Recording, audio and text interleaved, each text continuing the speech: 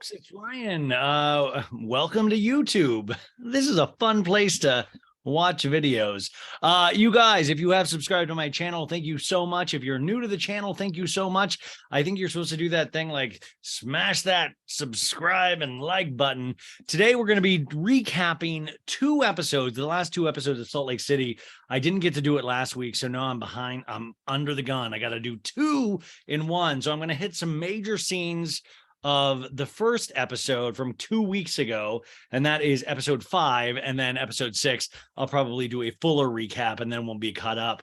I'm just gonna hit record because this is a podcast as well if you want to listen to it. And what you've just missed on the podcast before, we've had a great week of like last week we were having like Jackie Schimmel. I got to be on Heather McDonald's show last week, so great. And you just missed a review of Schwartz and Sandy's, the new Sandoval Schwartz bar that just opened up last Wednesday. So go over and listen to that on the old podcast. Is that what we're calling it? Okay, I'm going to hit record and then we're going to go into it. 5, 4, 3, bapa do bapa dee dee dee. Now, I know that is not the song of Real Housewives of Salt Lake City, but I would love to make an argument. Could we make it? Like da, da, da, da, da, da, da, da. Like I like the Salt Lake music, and especially you guys know I love the choir of the like like I love how they do that part of it, but I just really miss the Southern Charm theme song. So my idea for Bravo is for every show to have the Southern Charm, like bapa do bapa dee dee dee. It's easy as 1, 2, 3. Who like do that for every song, even for Vanderpump Rules. Do it. I mean, let's just all, because that song is just, it's an earworm. I love it so much. So we're gonna do the impossible recap episode 5 and 6 of Salt Lake City. Laura Beth Harp, you guys, and I'll put her Instagram information. Go follow her. She has taken notes on these past 2 episodes, all the episodes actually, and she's excellent at it. She's just she's truly gifted, and you don't know how annoying it is to take notes because you think it's easy, right? You're like, no, but you're really transcribing like a play. You're like, Heather says, I like to wear underwear and sleep with people. Whitney says, I want out of the Mormon church. And then you have to pause and you have to slow down. It's a really tedious process that I've done now for 3 years. And I still do it for certain shows, but Juliana Carrazza helped me out with this season of Beverly Hills. And it took so much of it's not a burden, but it's just, when you're watching a show and typing it out, and then it never really pumps you full of confidence because you realize how poor of a speller you are when you're trying to type fast. So you'll just be reading like, oh, Mauricio says Gunjing been on the Hornbillies. Okay, yeah, I got that. That makes sense. Gunging on the butt. Okay, it would become embarrassing like that. So I'd be in the middle of the recaps, and it would take 3 hours to take notes for one episode. So special thanks goes to Laura Beth Harp, who I've potentially ruined a relationship with. I know she will not talk to me after this season, and she'll probably stop listening to the show. So we're going to start on episode 5 on thin ice. We're going to hit some major scenes here, and then we'll do the full one in episode 6. So I don't keep you here 3 hours, even though you're like, Ryan, I'd love to hear you 6 hours. I know you wouldn't. But anyways, the description, if you were the cable company, this is what they write to get you intrigued as a viewer. Jen returns from pre-trial meetings in New York with unexpected news. I'm like, what was that? Did she realize she's guilty? Heather hosts a ski day to reunite the women, but tempers flare when Lisa discovers Angie H is invited. I love reality shows with multiple people with the same name. So you have Angie H and Angie K. That's always like kind of a special little treat, and I don't know why I love that. They always do that on The Bachelor a lot. They'll always be like Randy B and Randy C and Randy D. I think that's exciting. Whitney attempts to resolve her conflict with Heather, but realizes their friendship may be over. Now, remember, what we had come from was that Arizona party. They threw Jen like a party because that's what you do for criminals, I guess.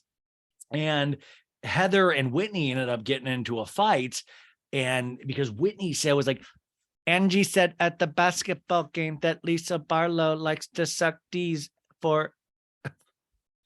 likes to do things with private parts to get Vida tequila in the stores. And Heather was like, you have never told me that. Never. And she like became fully enraged. So that's where we left off. And we open with where do we? Oh no, we're showing scenes from like the past week's episode. We have the taglines and we open up. Overhead view of New York City, Times Square, taxis, a crowd of people on the street. We see Jen Shah on the sidewalk on her cell phone. She's like, hi, baby, how are you? And she's talking to Coach Shah. And she's like, I miss you too. How's Omar doing? Oh, good. I'm so happy I'll be home tonight. I can't wait to be home. Do you want to tell us anything about your fucking trial that you were like all bitching about going to? You're like standing on a street corner of New York. Like, I wish somebody in a taxi was like, you're guilty, Jen, shut up. I do. The more and more I get into these episodes, the more she is able to profess her innocence. And I just want to know what the producers are doing, because they've got to know, were the producers surprised? We're like, we really bought it. We thought it was like Jax Taylor on the season 1 of Vanderpump Rules, where he said, I never got a girl pregnant in Vegas. And then at the end, he goes up to Saucy in the last episode. He's like, I totally lied to you. And they did a making of that first season years later. And the crew were like, yeah, we totally believe Jax. We thought he had not done anything at all. That's how good of a liar Jax is. That's how good of a liar Jen Shah is. So who knows what production believes, but everybody is in for a wild turn of events eventually. And I just wonder what episode that happens. And my fear is that it happens on the very final episode. We flash back over to Salt Lake City. We see Meredith and Seth out for a walk. Seth is wearing a beanie. And she's like, it's a gorgeous day. And he goes, it's beautiful. And Meredith's like, so Brooksy's coming in tomorrow. Nice. Yeah. You really have told me jack shit about your trip there. I'm in Dayton, Ohio. I'm Canton. And Meredith is like, it was chaotic, not like Zion chaotic, but not that far off. I always think Meredith talks with a slight stroke. It's like she's taking too many Xanax, and she's just very loose. She's very loose all the time, We flash over to Lisa's house, and we hear Lisa talking, but we can't see her. And Lisa's like, oh my gosh, this feels like it's going to be hard. Do I need to bend my knees? And John's like, no, but if it's too easy, then we can change it. And Lisa's like, oh no, it's hard. Is this right? Is my form good? And she's exercising, so she's not having sex, as they made it seem like. And John's like, yeah, that's great. And Lisa's like, so did you guys miss me while I was gone? And John's like, you could say that. Those phone calls were rough. And we get a flashback to Scottsdale, where Lisa is upset, calling John, going, John, they just said I'm having an affair with bleep, disgusting. And then Lisa says, Angie H is the one that started this rumor, because John goes, that was a setup. And Lisa goes, yeah. John in the confessional goes, no marriage is perfect. However, there's no question in my mind that there is any validity to these rumors, especially when you consider the lies Angie created as far as the whole catering debacle from last season. We get a flashback to last season where Angie's like, I got a call from the caterers and they were like, we have to pull out. And Lisa's like, this has nothing to do with me. And Angie's like, everyone around me thinks you're involved, Lisa. And Lisa goes, this is unreal.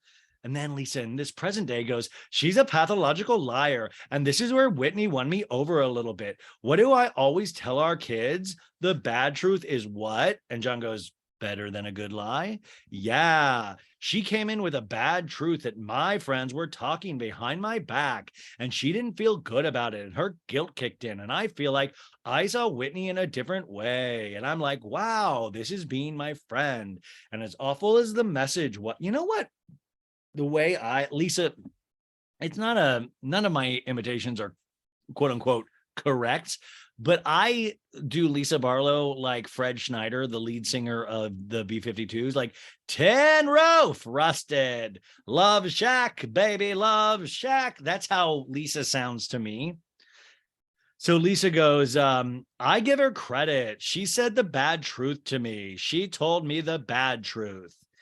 We go over to Whitney's house, and Justin's like, how did you sleep, babe? And Whitney's like, oh. He's like, tired? It's like, I'm tired. I'm still recovering from Phoenix because stay drinking all day, and then the emotional wreck I became.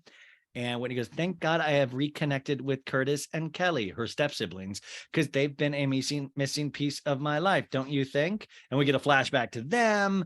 And then Justin's like, for what they've gone through and where they are now, I think they're a great example of what can be. And she's like, uh-huh.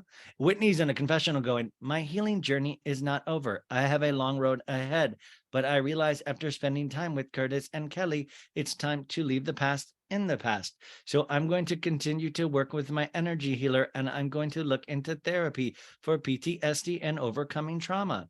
And Whitney then in the present day goes, and with Heather, I'm just trying to reconcile right now. Like in a moment of conflict, that Lisa and Jen would stand up for me and Heather wouldn't. Justin's like, I could feel the emotion that night, you calling me. We get a flat, like, were these girls just at the Scottsdale house calling their dudes crying? Like you had Lisa to John, Whitney to Justin. Whitney's like, Justin. And he's like, what's going on? And they're just tonight ever talking shit about Lisa or that Angie has told us anything.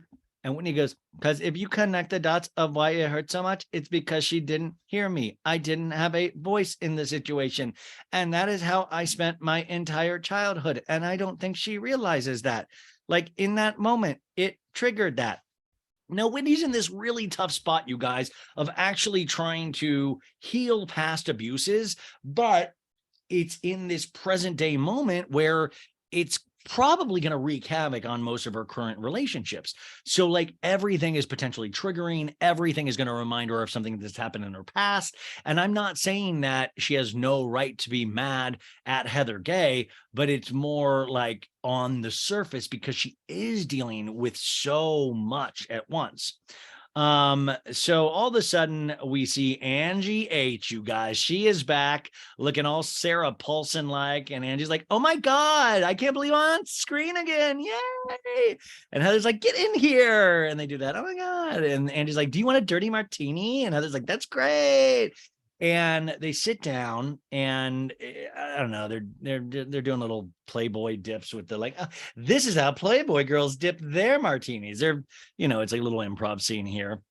And they start talking and Heather's like, liquid courage to unwind from my girls trip and fill you in on everything that went down. And Angie's like, Arizona, I'm dying to hear what happened. And Heather goes, we had just kind of gotten there. We had a great time. The last thing I expected was for Whitney to come running like into the kitchen wild-eyed, like kind of came at me and said, tell Lisa you heard Angie say that Lisa performed sexual favors for courtside seats at the Jazz. And Angie looks shocked and starts laughing and goes, what? Yeah. She goes, and I was like, I never heard that. Did you ever say that to me at the Jazz game? And Angie goes, never. And Heather goes, then where did Whitney get that from? And Angie goes, let's just say it was true. I would have never said that. I'm like very guarded on what I say and do, especially in that setting, which by the way, especially at basketball games. Now she goes, that's a business environment. Chris's company, who's her husband, has a courtside suite. Into story. Done. Do you think I want another issue with Lisa Barlow as we sit here in the salon gaslight? What is Whitney talking about? Angie in a confessional goes, I did say that. No, she goes, I don't know Whitney to be a liar, but I do know her to be a pot stirrer. And I know did pot stirrers exist before Housewives? I mean, was it literally just, did we just call pot stirrers people that actually stirred things in a pot? Like what's the origin of pot stirrer being somebody that stirs up shit? Like that's a real, I feel like that is Housewives adjacent. But she goes, I do know Whitney to be paranoid. It makes no sense. I hope it's not true, but if it's true, whoever Lisa is hooking up with must be a submissive, because that's a lot to deal with. Which is just Angie. Damn, Angie. What does that mean? Like, I'm going to make you my slave. I'm Lisa Barlow. Put this Diet Coke up your butthole. And Angie's like, so how are you guys right now? And Heather's like, well, I'm fine. I want to move on. I'm not holding a grudge. I'm planning a ski day. We're going to Snow Basin. It's going to be everybody. This is one of those Housewives tropes of activity, you guys. Flashback to one day earlier, Heather is talking to Meredith on FaceTime. She's like, I'm putting together a ski day. I texted you about it, and I just wanted to follow up and see if you're down to go. Yes, I can't wait. That's going to be fun. Okay. So back, Heather's like, I want to invite you. And Mary's like, okay. And Heather goes, my dear friend, I would like you to wear something fabulous, Angie. I'm going to invite all my cousins. I feel like skiing is the perfect activity to kind of bridge that gap with my cousins, especially with the book coming out. Now, she, of course, has this book, Bad Mormon, coming out. But I want to also just point out something so ridiculous to me of like, you know what's going to bridge the gap between family members? Skiing. Like, as a good old ski, I've known, it's been known to heal a family or two. Like, when you get up on those slopes, you're bonded together as a fan. You are bonded with your family members. Like, I had never heard that. So I was like, oh, okay, that's interesting. But it feels like those kind of bullshit things that we have to hear in Housewives, like to be like, okay, they told us we have to go skiing, but my cousin's going to come. So I'll say it's like a healing thing, whatever. We get a flashback to 1 month earlier when Heather is talking to her book agent, Steve. And Heather's like, everything that I'm writing about is a destructive path based on the way I was raised. And I don't know how I feel, Steve. I feel a little conflicted. I don't want my Mormon friends to know, like, I've had sex outside of marriage. I'm terrified. And Steve's like, well, I think they know by now. Heather covers her face. I mean, I think we all know Heather likes to, have the old in and out. You know what I'm talking about? The old pokey with the bologna, I don't even know what they call it. The old P and the V.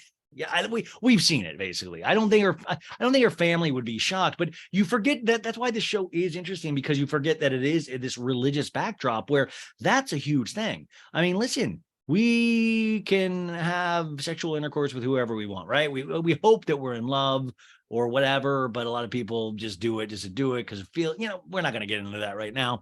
Hey, kids, come on. Little old Uncle Ryan from So Bad It's Good tell you how the old in and out works.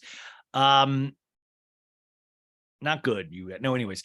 But so Heather's going to write a book about this, and now all of a sudden she's embarrassed for her family. And it's like, you should have thought about this before you accepted a book advance. This is what I think is so funny about these people that chase fame. It's like, you then like, oh no, wait a sec. I have to potentially tell my parents that I've slept with more people after my marriage. Like that are these thoughts that you're like, why didn't you think about this when you were like, oh, the book's going to be great. It's going to talk about all the dick I get. It's like Erica Jane. The book's on me called I Get Dick. Erica Jane, get dick after Tom's and Ronnie. Yeah. Also, how intense do you think Heather's book is? Is Heather's book gonna be like, Heather's book be like, on the second date, I let him do things to my butt area. Like I mean, like, how deep could it possibly go? But I don't know. My thing is, if you have the honor of getting a book, realize that you're going to have to deal with your friends and family reading the book, unless they don't know how to read like R. Kelly. Heather says to Angie, well, I'm balancing my true feelings and my loyalties to my friends and my family. And then Heather in a confessional goes, it's been incredibly healing to have my cousins back in my life, but now I'm scared. I'm writing a book called Bad Mormon and it's going to scare them away. I don't want to expose any secrets. I don't want to hurt anyone. I just want the chance to tell my story in hopes that someone else will relate to it. And I'm getting money for it. That's the number one thing. Like honestly, like, sure, maybe somebody's going to read it and be like, it'll save their life. But I figure Heather being on the show is going to do that more than the book is going to do that. Let's just call a spade a spade. You do the books for the money. It's like these Housewives books and these Bravo books. Like, did Craig Conover's book change anybody's life besides his own? It's something that you're super proud of, but did it change anybody's life? I read Danny Pellegrino's book this year, and I thought that was better than most of the Housewives books I've read. I don't know. So Angie goes, well, I'm there for you. And I'm like, Angie, you're there for anybody that'll let you be on TV. But what am I supposed to do with Whitney? I just want to believe that she's mistaken. And Heather goes, no, she's very clear. You said it. I heard it. And if we said otherwise, we're lying. And Angie goes, okay. And that is the thing, too. I'm confused because Whitney does not strike me in any way, shape, or form a liar. And maybe it could have been misconstrued, but in no way does she strike me yet as that type of housewife that just makes things up out of the blue like Lisa Rinna. So We see Meredith and Seth. They're walking into a restaurant. They're in their lovebird season. Seth's like, small plates and drinks, my kind of vibe. And Meredith's like, ooh. And Seth's like, yeah, all right. And Meredith's like, we have a third person joining us as well. And Meredith sits down. Seth awkwardly pushes Meredith's chair up and pushes way too hard. And Meredith's like, what's wrong with you? I don't need to be that pushed in. And Seth's like, okay. Just fun husband and wife banter that you can tell they're deeply in love. And their son Brooks is like, hi. And Meredith's like, hi, honey, how are you? And he's like, good, how are you? And she's like, I'm good. And Seth's like, Brooksy, all right, buddy. Meredith goes, Brooks is a senior at NYU and he's juggling his business, he's working on his new collections along with his studies at school. And he was kind enough to come visit his old mother and father. I'm like, first off, they probably pay for all of that stuff. Also, the Brooke, I saw Brooks a couple times at BravoCon. Seems like a nice kid. He's really young. And the Brooks Marks sweatsuit, I have one, and it's cute. But it doesn't seem like he really has a lot of I don't know. I don't even think he might even really he might not be a designer. He's that young where he could totally shift gears. I don't know what else he's got in the works, but it was more of a novelty thing, I feel like, in retrospect, but I could be completely wrong. So they order food, and Seth's like, hey, do you have anybody significant in your life in any capacity? And Brooks is like, I've actually had a boyfriend for the past 2 years. And Seth is like, has mom met him? And Brooks is like, I'm kidding. Because Brooks doesn't really, his voice never goes beyond a certain level. And Seth's like, oh, geez, because I haven't heard about him. I'm like, what the hell? Okay, describe your perfect boyfriend, son. And Brooks is like, why don't you describe your perfect boyfriend, Dad? And Seth's like, my perfect boyfriend is Brett Favre. And Brooks is like, who's that? And he's the toughest motherfucker that ever lived. And he's sexy as fuck. That's my perfect boyfriend. Now, I don't even know sports, but I do know that Brett Favre was the quarterback for the Green Bay Packers, right? And he's actually recently involved in a scandal where he took money from the government. He took money from poor people and used it to build a volleyball. He's in a bunch of hot water, but also you can say I felt like Seth really overdid it here. He's a sexy motherfucker. He wears a pair of jeans like nobody else. You see those cock and balls in those jeans, and it's just amazing. Damn, that Brett Favre. Sexy as hell. So Meredith's like, wow. And Meredith in a confessional goes, I don't know what my husband sees in Brett Favre. Maybe it's the looks. Maybe it's the depth of personality. I can't even really envision the face, to be totally honest. I know that's pathetic. And Brooks is like, I'm so glad you guys are so interested in my relationship life. And Seth's like, I'm out in the world. If I find that perfect person, I want to introduce him to you. And Brooks is like, set me up with whoever you want. And then he pauses and he goes, I take that back. And Meredith goes, well, I've got great ideas already. And Brooks is like, Auntie's always trying to set me up. And Meredith goes, speaking of Auntie, we have this event with her coming up to raise awareness and money for mental health and addiction. And I'll have my stuff in the show too. And if you have samples ready, we'll put you in the show. Which I was like, Brooks probably doesn't have samples ready. This is actually her sister that had mental health issues with her son, I believe their nephew, Alex. And this foundation they started is to give back to people with mental health and mental health facilities. And so this is actually a good charity. I totally am down with this. Seth gets the bill and Meredith is touching Seth's hair in what I think Meredith is like, this is what normal couples do, right? And Meredith is like, I like the mini mullet. And Seth's like, what do you think, Brooks? And he's like, whatever makes you happy. I officially gave birth to a mini mullet. And Meredith's like, it's a mini mullet. And Seth's like, I love when you play with my mullet. And Meredith goes, your mini mullet?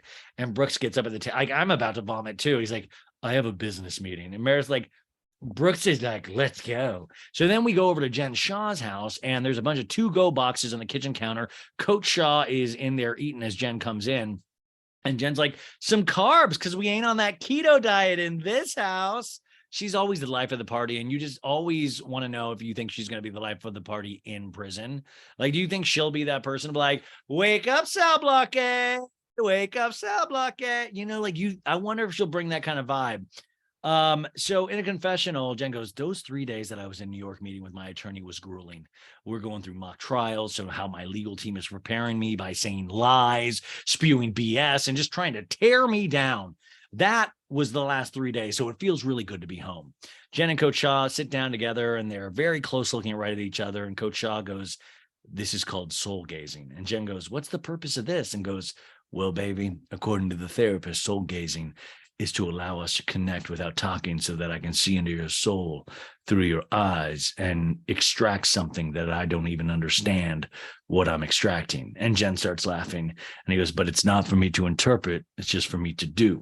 Jen in a confessional goes, Coach and I originally started therapy after my dad passed away, but then it turns out I was a criminal and we use it now more than ever. And we have to continue through couples therapy to help us navigate through these uncharted waters that neither of us have ever been through or know how to deal with.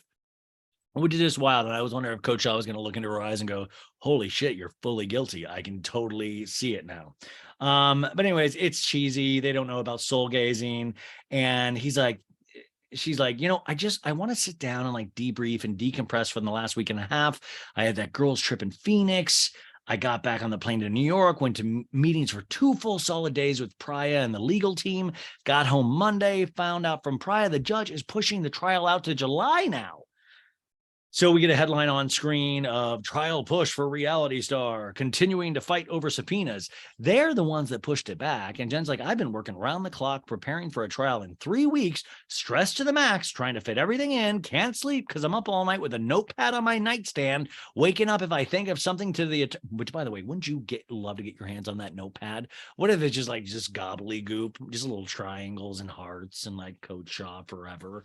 I mean, like, I do really think Jen's in the middle of the night going like, oh, well, and also Jen committed the crime. So is she like in the middle of the night going, oh, I did it. Oh, fuck, gonna throw that away. Like, what? She goes, there's just a lot of emotions mixed up in all this. I was pissed, angry. I'm tired of people questioning my innocence and I can't talk about it. And Coach is like, I understand, baby. So Jen goes, so I want to go to trial. I want my innocence to be proven. So I'm like, please, let's get this over with so we can move on with our life. And Coach Shaw in a confessional was like, God put this on both of us. He didn't just give this to my wife. He put this on both of us. There's many things I have to learn from this, and I will probably never understand all of them. But right now I have to be present. I have to be stronger because she gets scared. And also she might actually rope me into this and say that I knew, and I got to be as nice as possible. Coach Shaw also says you can't anticipate the unforeseen circumstances that are going to hit us. The only thing you can control is your response. Our time is coming. Your time is coming for sure. We come back and we're in Lisa's house. Lisa and her son, Jack, are in the kitchen and he's writing on a poster board. And Lisa's like, what are you doing? And Jack's like, responding to a dance. And Lisa's like, oh my gosh, which one? And Jack's like, Sweetheart's dance. And Lisa goes, okay, so how did she ask you? And I guess it's one of those, in high school, you had those little things where like the girl would ask the guy in a cute way. Like, I remember that would be like at candy bars, like, I baby Ruth you to her, you know what I'm saying? Like, it was like, you're my sweet tarts. Now I've all of a sudden forgot all kind. I want to twizzle your body. You know what? Anyways. And the Jack was like, it was like sweethearts would be sweet if you came or something. And Lisa's like, oh. And Jack's like, so I'm saying, and he holds up his poster, I would be bananas if I said no to sweethearts. And Lisa goes, it's good. I like it. All right. I got to go call my brother. Love you. And Lisa calls her brother Brian and they're talking and Brian's like, I just got back from my probation officer. And Lisa's like, oh my gosh, where? Like, for real? Where were you? And Brian's like, I just started working. Lisa in a confessional says, there are 6 kids in my family and my brother Brian is the only boy. We get a picture of Lisa and her siblings. She says, growing up, Brian was constantly playing pranks on her and messing with her. Freshman year of high school, my brother and his friends thought it would be funny to duct tape me to the post in our school's foyer and literally no one would help me. This is exactly why Lisa Barlow, help me. Come on, help me. I'm tied to this foyer. Please let me down. It's me, Lisa Barlow. And Lisa goes, have you talked to Genia lately? And Brian goes, I haven't. How's she doing? She has awful days when she calls me and she's like breaking down. Like yesterday she called me and part of me was really sad because she's like, honestly, it made me cry. She was like, what's wrong with all of us? Like, meaning her, Liz, Denise, and Mary, because she's like, why are we all like divorced, And I I felt so bad for her. And in a confessional, she says that her brother and her are the last ones standing, the married ones. She has 3 younger sisters. 2 of them are divorced. And my youngest sister, she says her youngest sister and her older sister, Genia, are in the process. And she just basically, this is hard to watch them all going through this. And then John walks in behind Lisa, and Lisa goes, oh, look who's here. And John goes, my forehead's blinding you. Because he has a large forehead, I guess. And Brian goes, John looks great as always. And John goes, oh, you must be looking in the mirror, dude. And Lisa goes, well, it's good to see you, B. I love you. And that's it. And Lisa goes, I think for me, it's just like overwhelming because it's like, I worry about my family. That's my blood. That's my people. That coupled with like this consummate negativity coming from a friend group, I need to counterbalance it with something. And Lisa's like, maybe we need to like start focusing on what you and I can do more together that doesn't involve me sleeping for jazz tickets. And so Lisa's basically just saying she wants to get back on track. And Lisa in a confessional says, it doesn't matter how solid John and I are right now. Rumors about my marriage hurt and hit me hard. And John says, as harsh as it sounds, you can't get buried in other people's burdens. Lisa goes, we work together. We're raising kids together. We've had enough things try and hit us. I don't need anyone else trying to break the only thing that matters to me. And Lisa's like, all my sisters always say you got the best husband. And John's like, it's because they don't know me very well. And Lisa goes, no. And John just seems like, he just seems like a nice guy. I mean, he seems like that guy that's not going to cheat. I don't know. We go over to Whitney's house and Justin's like, hey, babe, what are you doing? I'm putting together my new ski track for the Tesla. It just goes on the trailer hitch.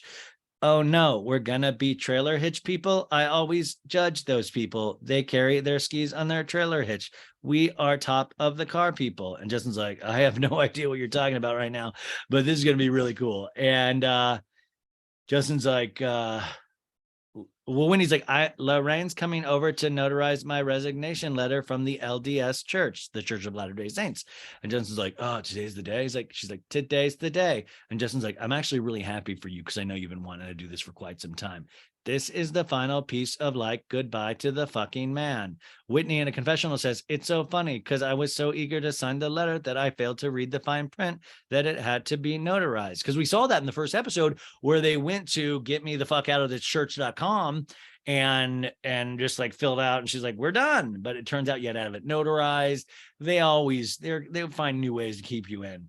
She's like, they make it so hard to leave because if they can keep you, there's a chance they can reactivate you, which means you'll start paying 10% of your income again, which is tithing.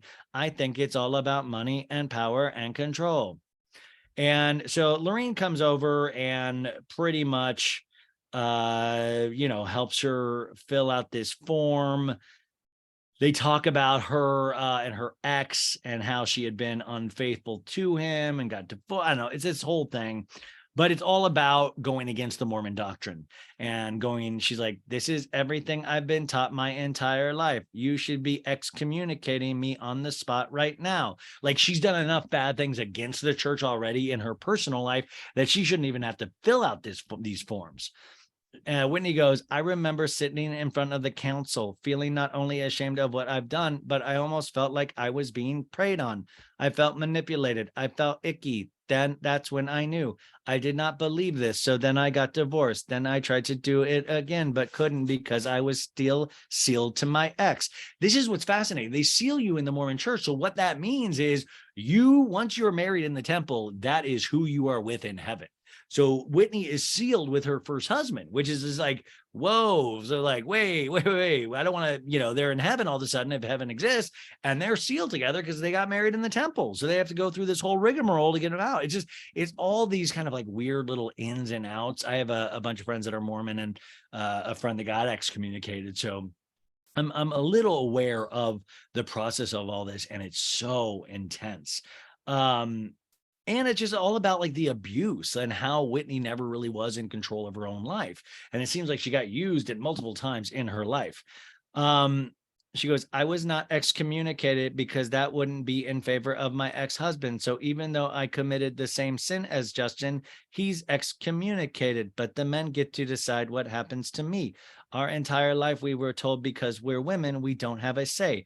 If we want to do something, a man has to approve it. And finally, for the first time, I get to say no. As I'm going through this healing journey, I'm starting to see the parallels between the abuse and the power from the church and the abuse from my family member. And while they're two different things, signing this letter today is me taking back my power. And, listen, this is a really big moment for her. I am fascinated with this process. I am fascinated because I truly believe Whitney is going through this journey. I truly believe that this is a real storyline. It might not be the most exciting to watch in some ways for the audience, but if you think about the ramifications, if you think about the afterlife, if you think about all of that kind of stuff, it's like these are the highest stakes imaginable. We come back and we're at the Snow Basin Resort for Heather's ski day, and everybody's showing up, her cousins, and Dana, Heather's friend, walks up and she's like, I love Dana. She's been coming to Beauty Lab since we were at our old location years ago. So it's fun to be able to hang out with her outside of work. And then Meredith walks up in a bright orange jacket. We see Lisa and Whitney riding in a car to get together. And Whitney's like, it's a perfect ski day. I'm going to be on the bunny hill the whole day. You can come visit me. No, come with the advance group. Trust me, you don't want me on that. I'll be like screaming all the way down. Who do you think's going to be on the bunny hill? Jen. So that leaves me, Heather, and Meredith. I have not spoken to Heather since Arizona. Heather really hurt me, and I've been so open and vulnerable about something that's painful, and I feel like that was being used as a weapon against me. In a confessional, Whitney goes, this is the song and dance that Heather and I do. Like, we just gotta break the ice. I don't know if it's the best day to try to resolve things with Heather, but if she's open to talking about it, I will talk with her. And Lisa's like, I think you learned a lot about your relationship with Heather that day, and that gives you an opportunity for change and growth. Whitney's like, and with you, like, I never thought we'd be sitting in this car together. And Lisa's like, hi, Whitney. Ha. I need a drink. Lisa goes, come visit me on the bunny hill.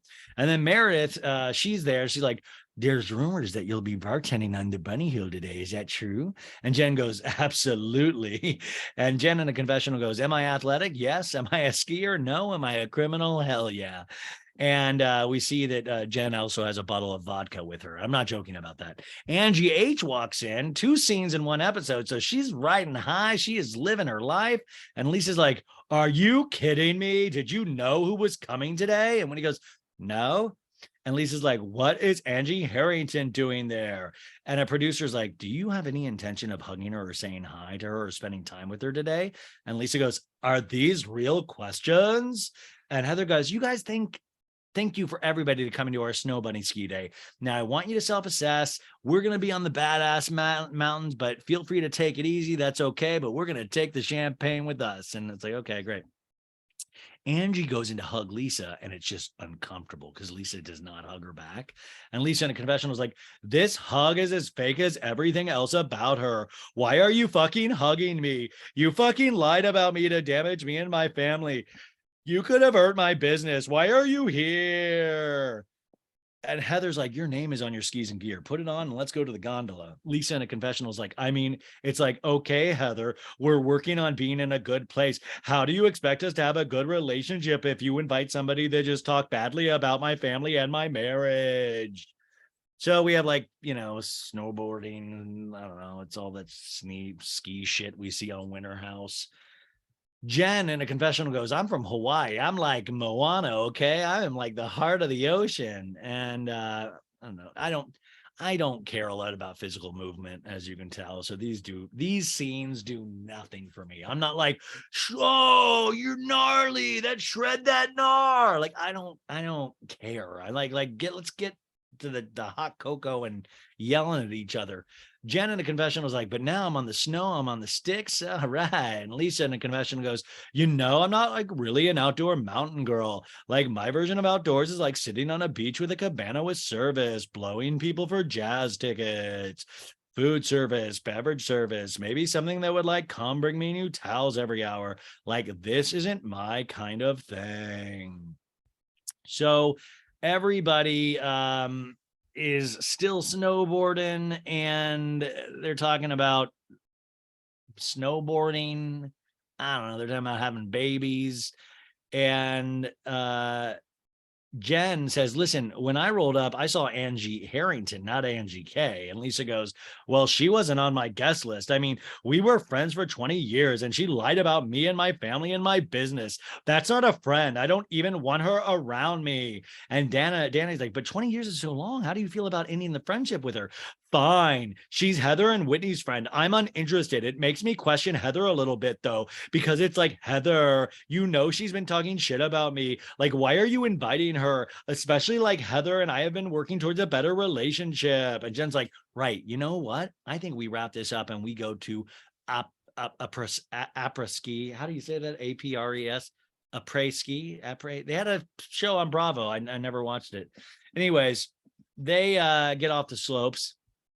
And Heather's like, thanks for coming and joining me. Get settled, get comfy, take your helmets off. And Meredith's like, this is so gorgeous. I love it. And Heather's like, isn't it beautiful? Look at this view. Isn't it amazing? It's spectacular. And Heather's like, oh my goodness, you survived. You're here. How was it? Lisa doesn't really stop to chat. She goes, hey. And Heather's like, oh, Lisa's like straight to the bar. I don't know what that means. And Jen's like, wow. We get up close shots of all the charcuterie boards and the drinks. The women all fix their plates and have their drinks. And Heather goes, last time we saw you, it was a group hug and lots of tears, worried about our girl, but now it's completely flipped. And Jen goes, I have been waiting for this trial to happen since last October. And so my perspective is whenever it happens, that's when God wants it to happen. And Lisa goes, yeah, it's going to work out amazing. Why do we involve God in our trial? Do you think God was like, I'm super into the OJ trial? Like God's like, the trial happens when God wants it to happen. Like God is literally the busiest. Like God's involved in trial dates now. Like, are you kidding me?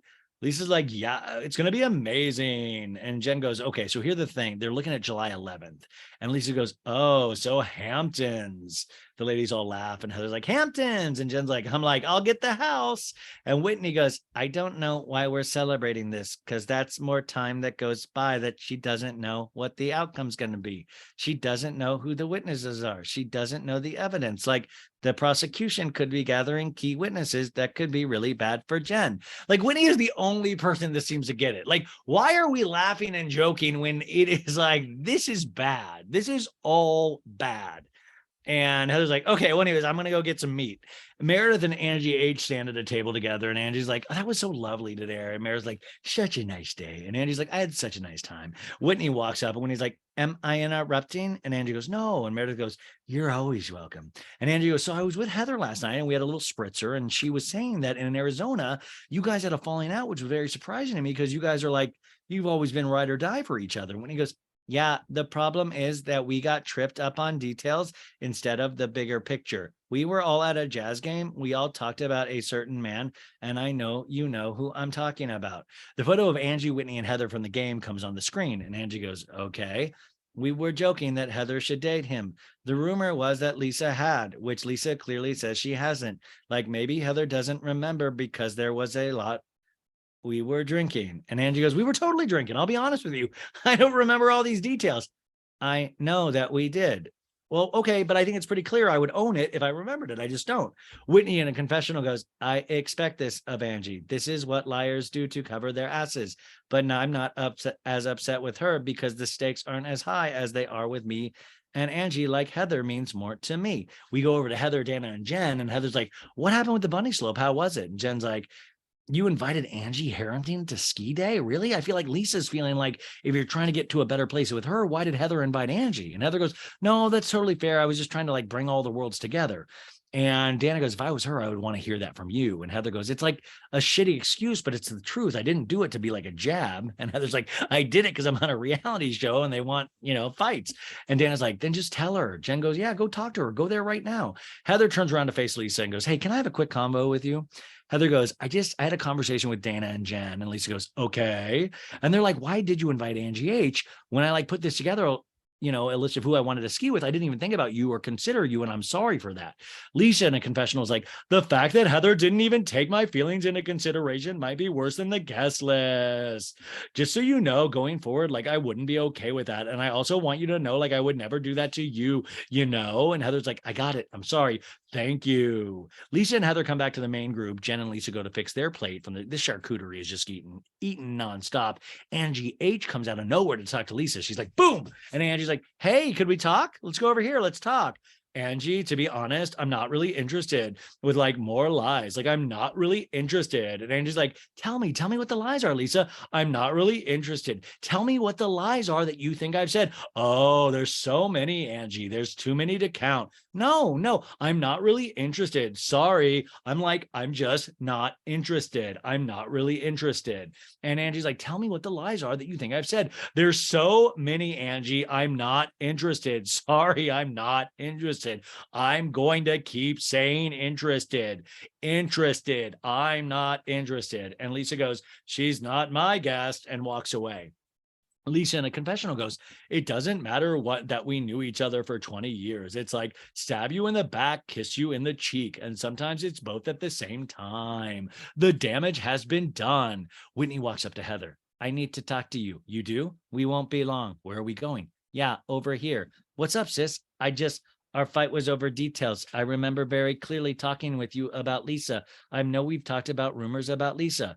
Well, you talked about Lisa forever, but I've never heard those specific rumors. And I felt like you came charging up after this, looking for me to corroborate. And girl, if I could, I wouldn't even flinch. I wasn't asking you to corroborate. I was asking you to have my back. I don't want you to corroborate if you don't remember. That's fine. That's fair. But I remember, so we're going to have to agree to disagree on that detail. And Heather goes, absolutely. In a confessional, Heather goes, agree to disagree to me just means I'll let you go on that crazy ass journey and I'll be waiting for you when you come back because there's no disagreement. She's just wrong.